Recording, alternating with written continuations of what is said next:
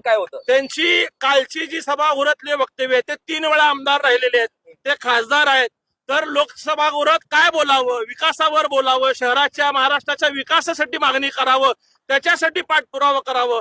वर्षभरात एकही काम किती निधी आणला हे कधी त्यांनी सांगितलं नाही. एखादा आमदार, एखादा लोकप्रतिनिधी ज्यावेळेस विधानसभेत बोलतो, दुसऱ्या तिसऱ्या दिवशी तीच गोष्ट लोकसभेत मांडायचं. 5-10 वर्ष जी स्वतःला करता आलं नाही, त्या सगळ्या कृतीचा फक्त स्टंट करायचा.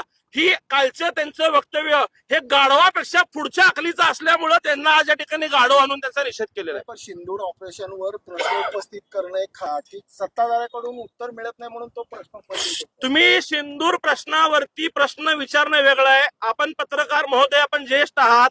तमाशा या शब्दाचं आपण समर्थन करता का? एखाद्या भारतीय सैन्याने एवढा मोठा पराक्रम केलेला आहे, अनेक महिलांचं कुंकू पुसलं गेलेलं आहे. त्या पुसल्या गेलेल्या कुंकूला तमाशा शब्द वापरणं आपल्याला योग्य वाटतं का? त्यांच्या तमाशा या शब्दावरती आमचा सगळ्यांचा आक्षेप आहे.